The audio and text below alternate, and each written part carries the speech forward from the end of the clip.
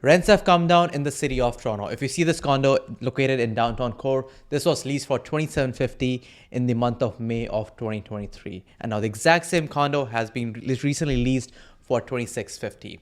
With surge in condo supply, slower population growth, and weaker economy, the stage is set for rents to fall even further. So in this video today, I'll be breaking down what's exactly happening for Toronto rental market. And if you get any value out of this content, then please smash the like button and also do subscribe to the channel. Now let's get right into it. So here's a trend line of average prices of 1-bedroom and 2-bedroom apartments in the city of Toronto. The blue line or blue trend line is for 1 beds and the red trend line is for 2-bedroom. And we're talking about 416 area, which is Toronto proper, which is this area we're going to talk about, that is south of Steeles to east of Mississauga to west of Pickering. And let's go back to the chart. So here we go. So if you see 10 years ago in 2014, the average price of 1-bedroom we're looking at is almost 16 to 1700 bucks, and the 2-bedroom we are looking at is 2325 for a 2-bedroom unit in the city of Toronto. And after that we can see a upward pressure onto the prices. Not a highly volatile market, but a smooth and steady increase, which is good.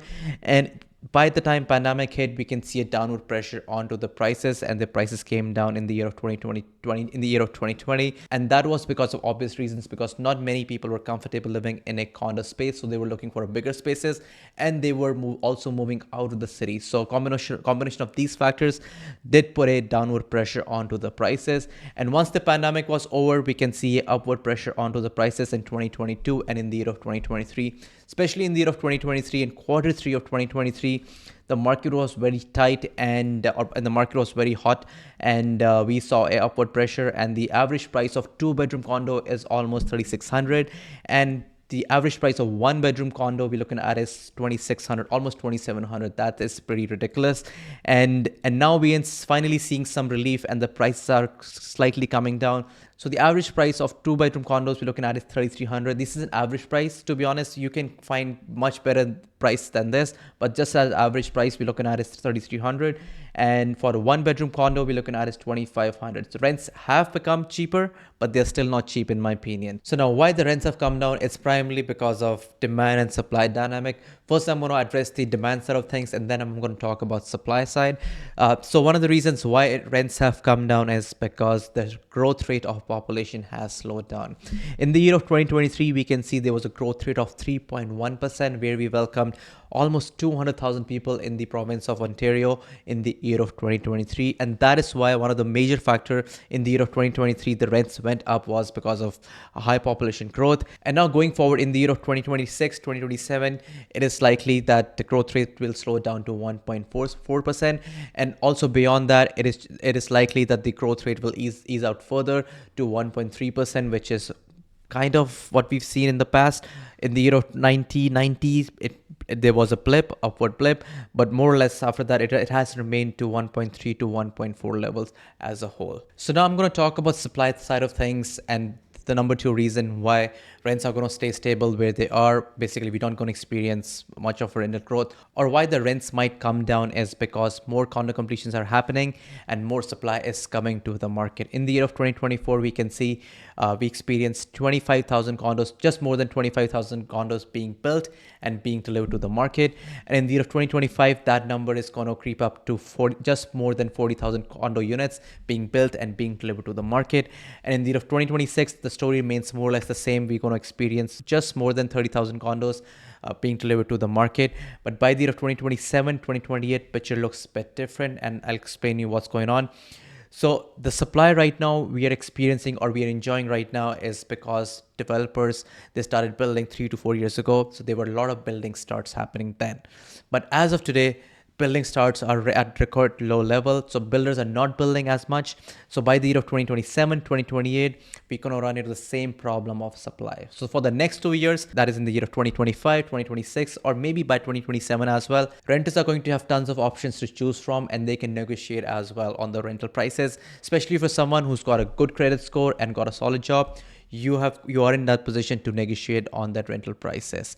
But if you're if you're a landlord, and if you're a condo owner and you're watching this video and you're worrying about what's going on, what you're seeing, I would suggest hang in there and weather the storm for the next 2 years, because by the year of 2027, 2028, things are going to look much different, because reason being, when supply goes down and the demand remains the same, the price is going in one direction, that is up. So you'll have to hang in there. Further, the vacancy rates are also increasing. If you see during the time of pandemic, the vacancy rate reached out to almost 8.5%, and that's why we saw a downward pressure onto the rentals. So rents came down during those times, and now as of today, the vacancy rate has almost reached out to 5.5%. And if this vacancy rate keeps on increasing, we will see downward pressure onto the rentals. And lastly, mortgage renewals are coming. There's going to be massive renewals this year, and I'm having a lot of conversation with my existing clients who already own their properties, and they are thinking of creative ways because once they go through the renewal, how they could lower down their payments. And how they're going to do that is they're going to rent out their additional space, or they're going to rent out their basement. So what I'm trying to say over here is that there's going to be more supply, especially on the lower price point of the rental market, so which is good. So finally, we will have more supply on the lower price point of the rental market, which is nice. And now I'm going to deep dive into the numbers. And if you're someone who's looking for a steal deal in Toronto, I'm going to show you how you can find that. So let's get right into that. So here's the data of rental properties in downtown Toronto, downtown core I'm talking about, that is CO1 and CO8 area. So you can see there are almost 3,700 condos which are available for lease right now as of today. That is on January 28th, 2024. And out of all the 37 condos which are available for rent, out of those, one bedrooms are 1978. That is almost 2,000 condos which are one bedroom. And then there are two bedrooms which are available for rental are almost about like 1,100.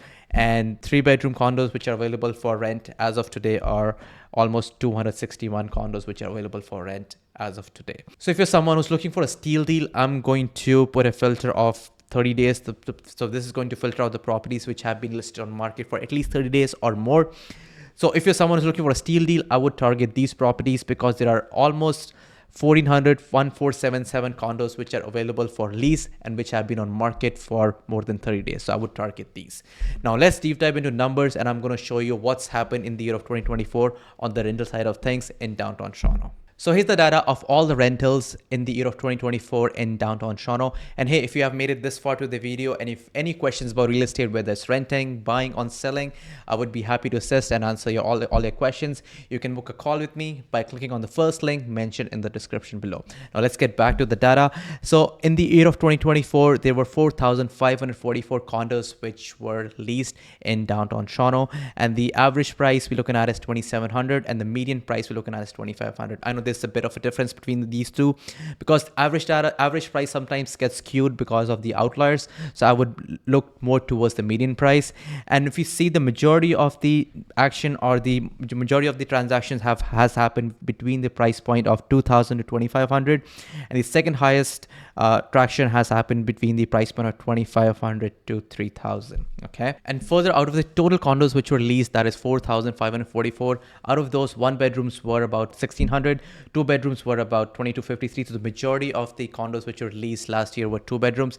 This goes to show that more of shared accommodation is being given preference to because of high living cost. And three bedrooms were about 403. So majority of the chunk was two bedrooms. That's what I wanted to just show it to you. And out of the condos which were leased on one bedroom and two bedroom category, the most of the one bedrooms were leased between the price point of 2,000 to 2,500.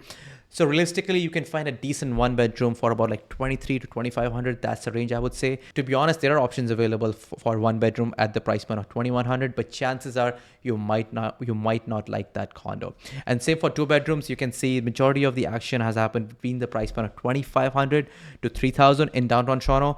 But realistically, something nice if you're looking for, we're looking at a price point of high 2,000, that is 2,900 to 3,100. That's the range we're talking about. Something decent where you will have a good living experience, but you can find an option cheaper than that as well. But chances are you might not like it in the long run. All right, so that's pretty much for today. I hope I was able to give you some value. And if I did, then please smash that like button. It really helps the channel to grow. Thank you so much for watching. See you in the next video.